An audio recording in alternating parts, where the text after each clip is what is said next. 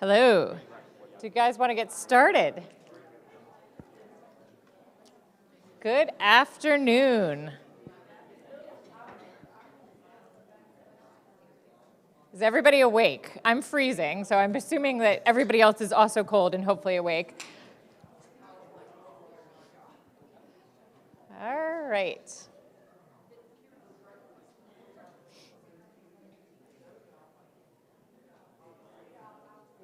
Got a couple of more people joining, and then we'll get started. Awesome.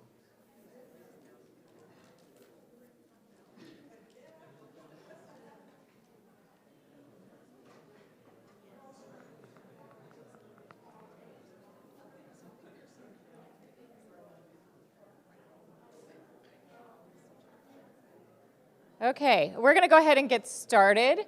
My name is Tiffany Gilbert, and I'm going to moderate today's panel on purpose-driven leadership. So I am actually the Atlanta Innovation Hub Director at Accenture, and we are a very purpose-driven organization. And our purpose at Accenture is to take the power of technology and human ingenuity to drive value in organizations. And everything about our strategy is aligned to that overarching purpose, and you really see that come to life in some of our core values, how we think about coaching, our individuals within our organization, but also beyond. And so what I wanted to start our session on today was just, the definition of purpose, right? Because I think it's an important grounding factor, which is it's the reason why something exists.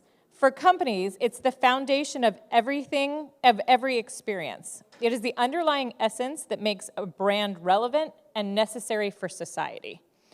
And so what I wanted to do, and I have my esteemed colleagues on my panel with me, is just pass this down to everybody. Have them, one, introduce themselves, but two, talk about what their purpose is within their organization. And then we'll start to get a little bit of a dialogue. And as a heads up, we do want this to be an interactive session. So if you guys have questions throughout, feel free to raise your hand. But we're definitely going to plan on spending some time at the end to allow people to ask questions of the panel. All right. So Anoop, I'll pass it to you. So the minute I sat here, I knew this is the wrong spot. I'll be the first one asked. My name is Anoop. I work with Pyramid Consulting, global head of HR. We have operations in US, India, Philippines, and Mexico. The HR team's purpose, just to answer your question, is really to have our employees happy. Engagement should be at high level. Happy employees lead to a good work environment, which obviously means our clients are happy, which means the business grows. Having said that, we also have our core values, and we'll talk more about that, but I'll pass it on. Good afternoon. My name is A.D. Slaton. I'm a Senior Director of Architecture at Warner Brothers Discovery. And generally, our purpose as architecture is really to herd cats. So we generally take business requirements and marry that to engineering output and throughput, designing systems. So my team is responsible for all of the sports brands at Warner Brothers, like Bleacher Report, March Madness Live. We have some Estadio. We once had NBA. So various sports properties, we're the underlying technology that powers that. So our purpose is to reflect our fans. So our fans are diverse, our technology is diverse, and my role is really to make sure that all of that is married up, and then you actually can see that on Sundays and Mondays, see all the scores and things of that nature, see sports in HBO Max, those types of things. And so I'll pass it on. I already have one. Well, I'm dropping stuff.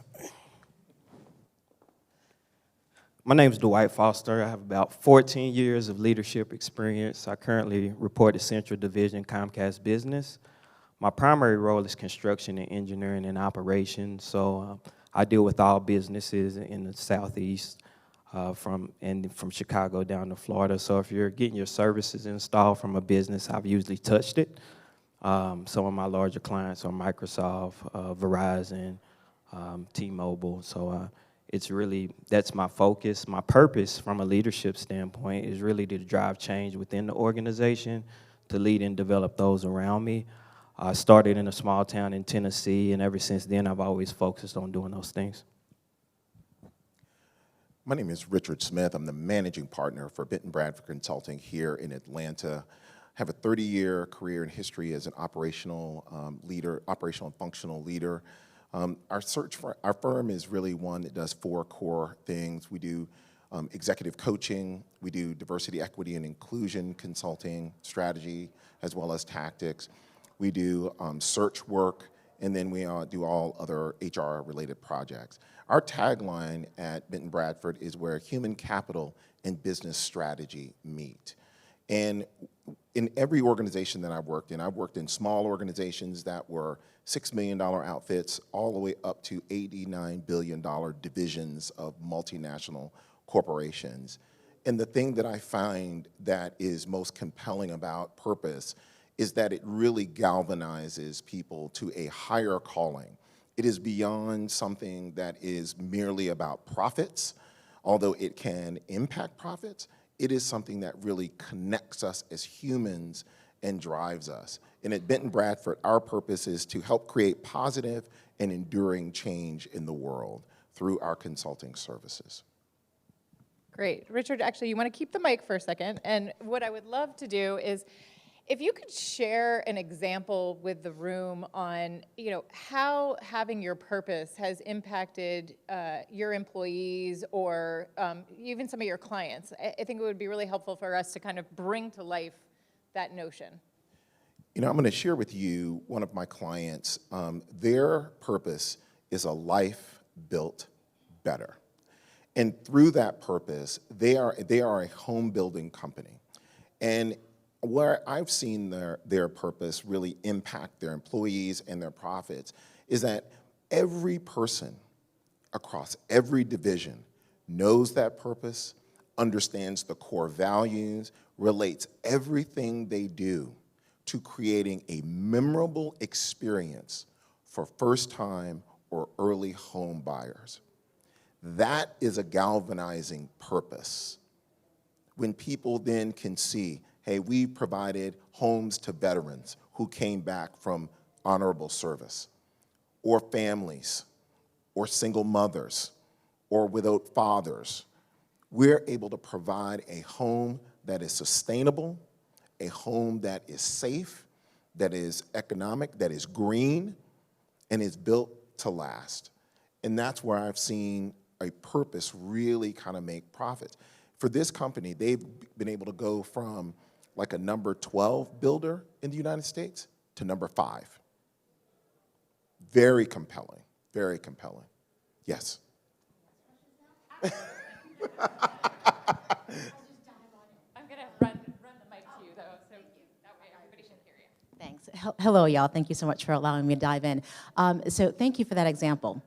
Used to work for Pulte Homes, and it makes sense, right? You have a single focus. The company, everything in the company is driven towards that one purpose. Yes. Voila, you've got it, even down to the loan folks, all of it. Yes. So let's change that to an organization or a company that's multi-purposed but has a common vision. Can you talk a bit more about that? Because again, I'm thinking that that's a bit more scattered and not as easy to have everyone singing the same tune around the purpose when the purposes may be different. Mm-hmm. You bring that up, and I have a couple of examples of corporations that have multiple products. Disney has many different products, some of which you know, but not under the Disney name, like Touchstone Pictures, right? And their purpose is we create happiness by providing the best in entertainment for people of all ages everywhere. That's galvanizing. So whether it is television, film, whether it's short story form, whether it's long form, whether it's now downloading streamable content all at once, whatever it is, they're about providing entertainment for all ages, period. And Disney was a client of mine when I lived in Orlando, and I can tell you, I will tell you this quick story. The leader of the park, Lee Cockrell, kind of took me under his wing. I was very young at the time. I was 28. And one day we were talking, and he says, I want you to come to the park with me. And so I go up to his office and we start walking out toward the parking lot. And he says, I want you to sit in my car with me. My wife makes me a peanut butter and jelly sandwich every day. I said, okay, I love PB&J. PB&J is great. My favorite sandwich. And he said to me, I sit out here and I look at the families that walk in with their shirts, with their families that are spending their hard-earned top dollar for an experience. This is why we do what we do. This is why our park is immaculate. This is why the level of service is exemplary. This is why we go out of our way to create a product. And from the person that picks up trash on Main Street in Disney to the person that is running the ride, to everyone is committed to that purpose. Thanks. Dwight, you want to give us an example? Yes, I can give you an example as well. So for Comcast Central Division is where I'm based out of. One of our purposes is called Connected Culture, and it's focused on learning, growing, delivering together. So it's actually incorporated into our learning curriculum. It's incorporated into first day on the job for all of our employees. And it really focuses on that everyone's a leader at Comcast. And it's also focused on being able to deliver a great experience with a sense of inclusion and belonging for every single employee. We also, as soon as we start with the connected culture, we focus on growth, which is growing the mindset of every individual, focused on leadership, focused on behavior, and also providing skills. Because if you have purpose and you have a certain set goal, which to connect our culture and drive change together, you can't do it if everyone has different skill levels. So what we're doing is working to push the skill levels up of every employee. And then also with every employee, there's a system we use, Workday, and it's built inside of it a career hub where based on your experience and your skill level, it looks at where the emerging technologies go, and we focus on that, and it builds that content for you. So those are some of the things we do at Comcast for Central Division, and the connected culture is on every single board in our building, our cups. It's part of every single program, and it extends all the way to our employee resource groups. So like Disney, Warner Brothers has a ton of brands that you don't know of, right? That you can't think of. CNN, for instance. I mentioned Bleacher Report, March Madness. There's a ton of brands that we have. From an engineering standpoint, we're all about not reinventing the wheel. As you can imagine, each of those brands have their own purpose. CNN wants to be first in news or the most accurate in news. And March Madness wants to make sure that that's a 24-hour uptime, that you get all your scores and you can see your games, right? And then HBO Max wants to make sure that we can deliver movies and content to you wherever you are across the globe. So from an engineering standpoint, it's all about how do you start to bring those various groups together, right? And I mentioned herding cats. It's very much so like herding cats. So what my group does is take all those various pieces, find that 80% that's very common. And you mentioned long-form content, video. Things are generally common, but we've operated in a model of I'm my own brand, so I get to do whatever I want to do. So now we're at the point where we've consolidated with Discovery. So when we merged when Warner Brothers and Discovery, that's Warner Brothers Discovery. So now we're trying to integrate Discovery content and all of Warner Brothers content, right? And imagine that. Now, in the scope of globally, how does this impact everyone in here, right? So what we try to do is marry those skills, right? We're trying to build a pipeline. In the past, we were very senior focused. We want senior engineers, right? We want people who can deliver now. But then you forget about those that are graduating from the boot camps, those that are coming out of college. How do you build a pipeline, right, to fit those various purposes? And from an engineer standpoint, again, it's about not reinventing the wheel. How do you get the speed to market? How do you able to have that scalability where we're always up, no downtime? 5 nines, 6 nines, right? Our heavy SLAs and ORMs. Like, how do we continue to operate at the level that we want to operate and go after, and I'm going to say it here, go after the Netflixes, go after the Amazon Primes, go after the Disneys, go after the Paramounts, right? Because we're consolidating all this content, we have a lot that we have to get through. So you're seeing the news today, yes, there are different things happening, right, across the industry. It's impacting us. So how do we, in the face of that, how do we continue to operate in that constant change? Especially in the media industry, it's constantly changing. And when people think about media, they don't necessarily think about the technology. So part of my thing here, or goal and purpose, is really to educate and say, hey, engineers are artists. So we part of that purpose of consolidating and making sure that we're together and not reinventing the wheel is to hone and drive those various skill sets and make sure they operate as one, right? So you have an elephant, right? We want to re-platform certain things, right? It's a huge elephant, it's a huge Titanic ship that we got to try to navigate and turn. But how do you galvanize people in this face of change? That's the most important thing. So in regards to reinventing the wheel, it's like, how do we come together and build a culture? So we have various degrees of culture. How do you marry culture from Discovery? How do you marry culture from at former Turner and Time Warner? So we have various executives on various teams coming across and saying, hey, how do we start to actually build a culture and not necessarily talk about a culture? Not necessarily just talk about DE&I. How do you actually do it, right? And that's part of not reinventing the wheel. So our purpose is coming together, working together, so we can continue to deliver everything you want to consume as a fan. Hi.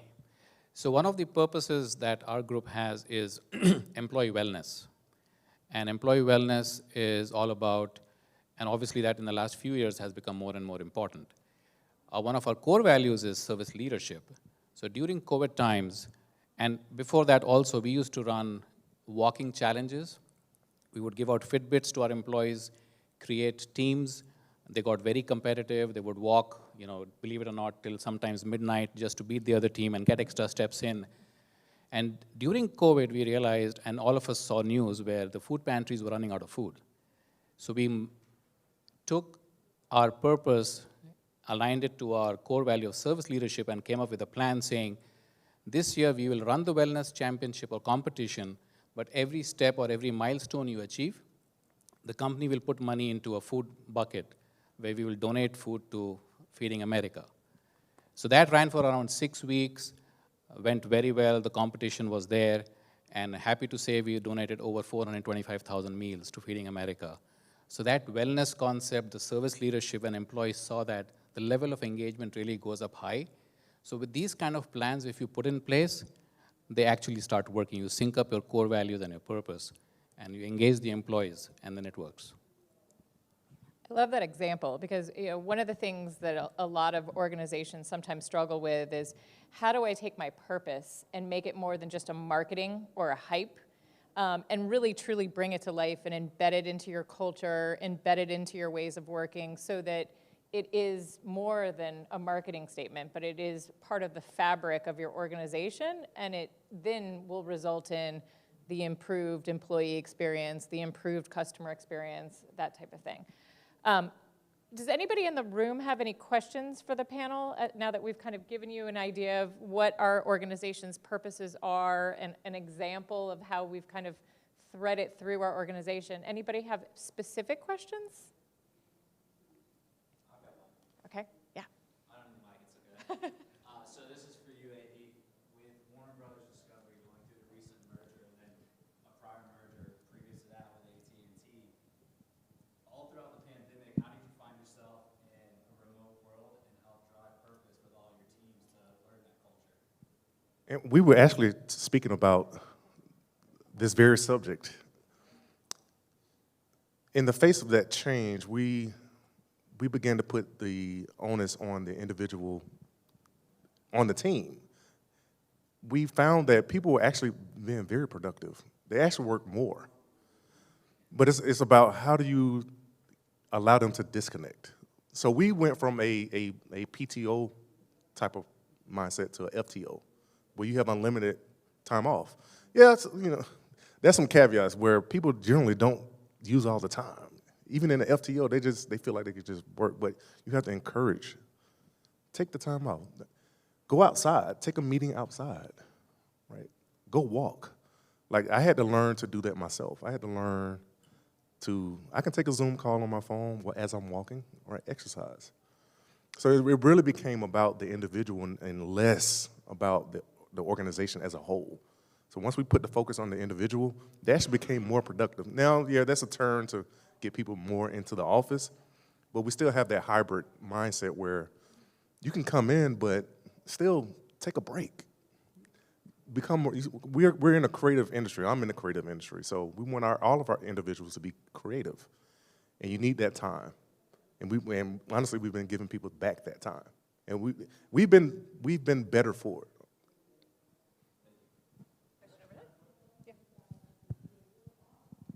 You know, I really get excited about this topic, if you haven't noticed. One of the things that we do with organizations is we do a culture audit. And you brought up a question around how do you not lose your culture when you're working remotely? Let me be very clear about what culture is and isn't. Culture is behavior, how people behave with one another. In particular, how leaders behave with those they lead. It is not about having free parking. It is not about pizza parties. It is not about the CEO serving breakfast. It is about how do leaders interact with their teams with inclusiveness, with diversity of thought, with candor, with vulnerability. It's about that is culture. And oftentimes at the beginning of the pandemic, I heard very clearly from every client, I'm losing my culture. And I'm like, you are not. You think your culture, right? Exactly. Culture is about behavior. And behaviors, Anoop, I'm going to throw your softball here, is about values, okay? Think of it this way. Founders or leaders have thoughts and behavior, thoughts, beliefs. Those beliefs turn into values, either espoused values or aspirational values. Those values give rise to behaviors in organizations. If those behaviors prove successful, they are sustained. They become your culture. If they are unsuccessful, they go back down. New assumptions are formed, new values are formed, and it comes all over again. The question becomes, how consciously competent are you about developing your values and behaviors? David Coyle said it best in his book. He said, organizations that have great cultures do not tolerate brilliant jerks. Do not tolerate them. So when we think about culture, when we think about values, when we think about purpose, we have to think about the right behaviors that support that aspirational purpose, those values, and the environment and the culture that you want. Because a strong culture will yield successful, repeatable results. Okay? Quick fact here. Brands that activate a higher purpose outperform the S&P by 400% and grow 3 to 10 times faster than their competitors. That's powerful.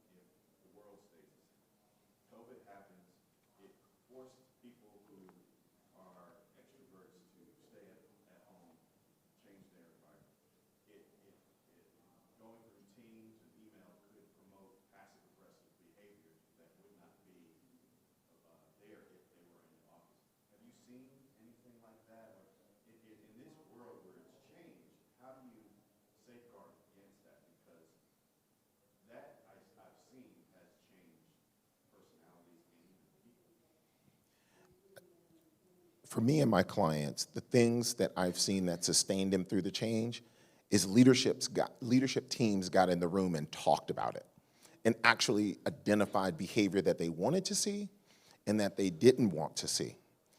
I had one client tell me they were interested in leading indicators of success, not lagging. Leading indicators are behavior. Lagging indicators are the results. How many people you retained? How many people are traded? How many people are promoted? How many demographic underrepresented groups do you have? They were interested in leading indicators. So they got in the room and said, you know what? If somebody's sending you a passive-aggressive email, you need to pick up the phone and call them and say, hey, you know what? That's just not in keeping with our corporate values. That's just not in keeping with who we are as a company. So, you know, maybe you had a weak moment. I'll give you some grace, okay? I'll give you grace, and let's pick it up and let's kind of get things back on track. That is how you sustain culture, through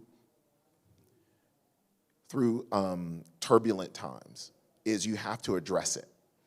What I see where companies get a little sideways is where they get a little lax. In doing a culture audit recently over the past 2 years, saw a very, very profitable organization. They were wanting to retain a higher number of women engineers.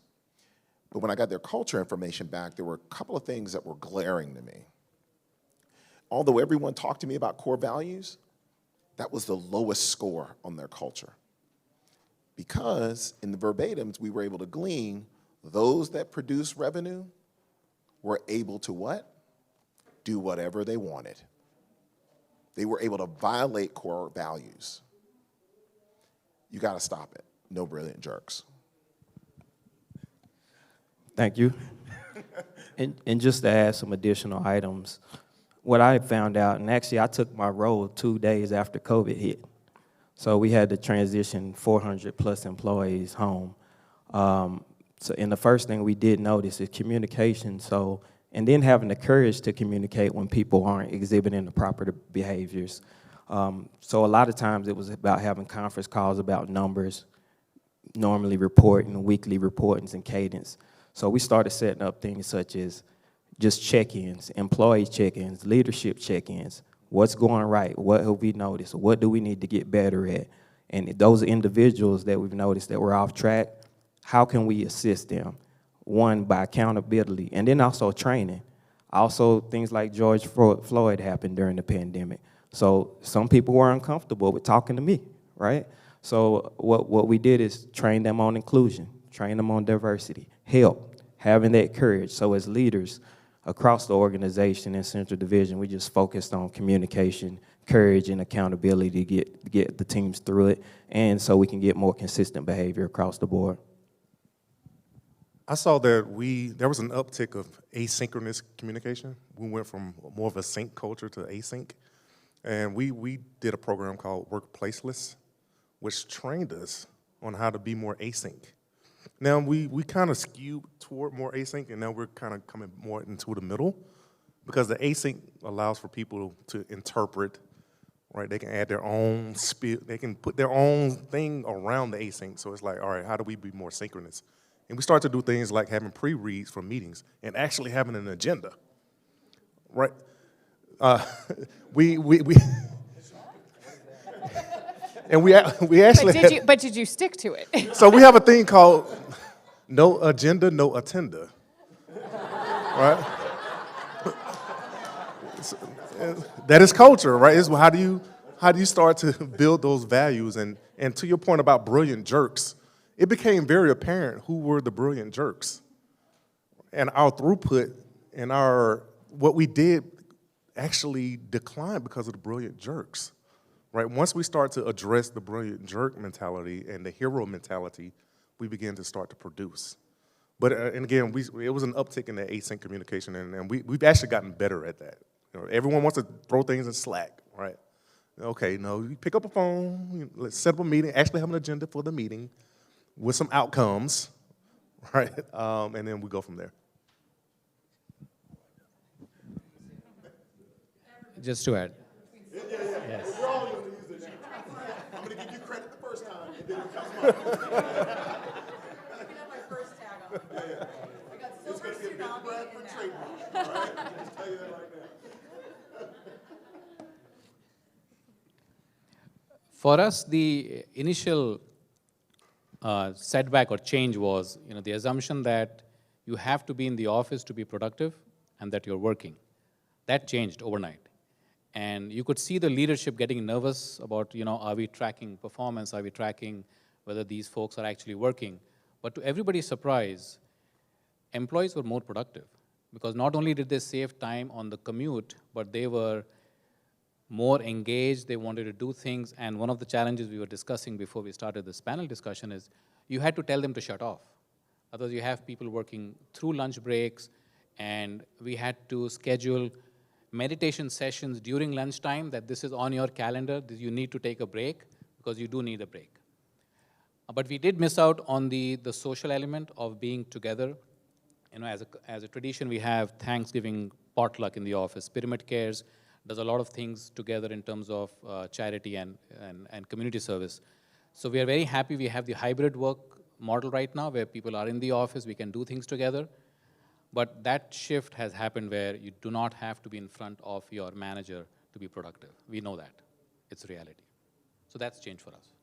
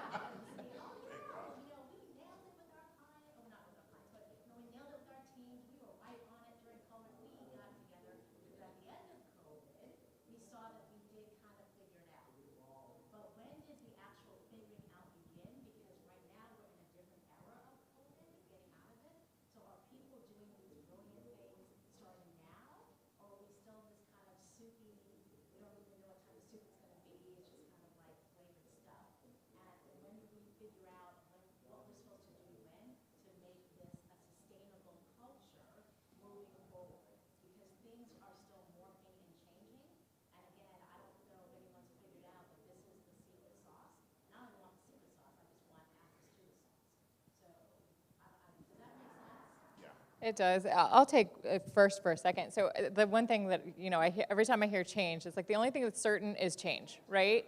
And when you think about this notion of, you know, a purpose-driven leadership and organization, if you truly have that, right, and that purpose is driven across your entire organization, it kind of doesn't matter whether they're physically in the office or they're virtual or they're hybrid. And depending on where your purpose is, if you can meet people where they need to be, I find that you get the success. And so, you know, for us, like another purpose-driven, you know, I told you the high-level Accenture is, you know, human ingenuity and technology meet, right? But is family and health first, period, full stop. And that resonates everywhere and permeates across our culture, whether you're in the building or not.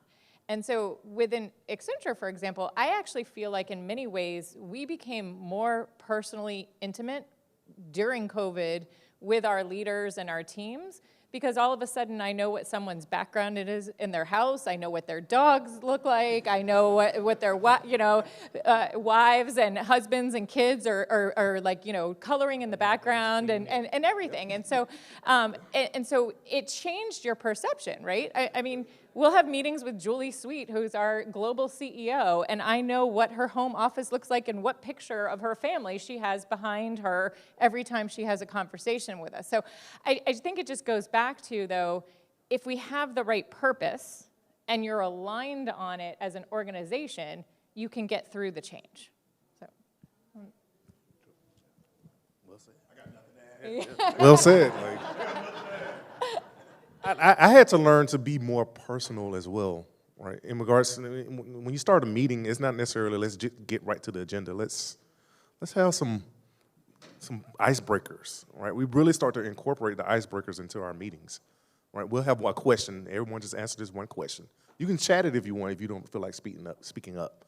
So it's really, how do you start to change from a leadership, and you mentioned this, how do you have the leadership begin to exude the culture that you actually want versus just talking about it? You actually do it, right? And that's part of what I'm doing. Is like, I actually do it, not just talk about it. One last point, because I see the person in the back is telling us we have 5 minutes. Part of our firm is around coaching, specifically leaders. I personally coach the C-suite and their direct reports. There are 2 things that I constantly work on: self-awareness and impact. Are you aware of your own behaviors, your own emotions, and how they impact others? And when you brought up the point around, hey, you know, if you're really aligned with your purpose, it really doesn't matter what's happening in the external environment. That's your North Star that's going to lead you through the storm. Yep. The North Star for many that keeps people focused on their purpose is knowing themselves and having self-awareness around what their strengths are, where they need help, with how they impact others to accomplish the purpose, those kinds of things. And that is where a lot of my conversation with executives resides, is in that conversation of how do I continue to do this purpose, but I may do things that may derail me with my own team. During COVID, where I'm calling people and sending emails at 3 a.m., and I'm like, I'm sorry, if you send me an email at 3 a.m., it will not be read until 8:30 once I leave the gym. It's just that simple. You know, and I've had a couple of CEOs look at me kind of crazy. They say, hey, I called you at noon. I said, yeah, I was having lunch with my kid. They're like, I'm like, and I said, I just wanted you to know I'm setting up a boundary with you. And it's a boundary that you need to set for others and with others for yourself. It's important because that's how you fulfill your purpose. Awesome. Speaking of boundaries, I want to thank, exactly, well, we have 2 minutes, so if we have one last question, we can take it. Yes. Okay, so hey, my name is Jonathan. I'm from Proven Enterprise and Device Consulting Services. But I had a point that you mentioned earlier regarding, you mentioned about focusing on everyone being a leader, right? One thing that I've, over my life, I used to be in marching band, you know, playing instruments, and I always wanted to be a section leader, right? But I never made it to that point. So at first I was disappointed coming to high school, right? So I don't have the understanding to know that I don't have to have a title to lead. So I want to see if you can kind of expound on that. So some of the things we do, we call work streams. So we have multiple work streams throughout the company. First, we identify potential leadership skills and abilities, put you through training. Some of the organizations that I've led within Comcast, I'll focus on getting a specific skill set on how do I want my leaders to lead and build a curriculum around it, and then reward the individuals as they go through that. So it's not just, hey, I want to be a leader. We actually help you through the entire process. And then through those work streams, we assign you the leader. And myself as a vice president, I might be on the team, but you're leading it. So we actually follow your direction, follow your tips and points. And then after that time, it helps us build the resume. It also builds that confidence, because it's really a confidence thing. We all have the ability to lead at some point in our lives, whether we lead our families, our church, our communities, just a leader on a basketball game or a team. And some people you have to find it and dig that confidence out in people. And that's really what I focus on and try to every single day is find those people. There's multiple people I've seen that said, I can't be a senior manager. I don't know how. Yes, you can. Let's show you how. Let's get in there and figure out. And it's not a one-size-fits-all. A leader doesn't have to be an overly aggressive person. It can be a laid-back individual, because leadership is passion and creating a culture where everybody can lead as well. Great. Well, thank you all for coming and participating in active dialogue with us, and thank you to my panel. I really appreciate you guys all making the time.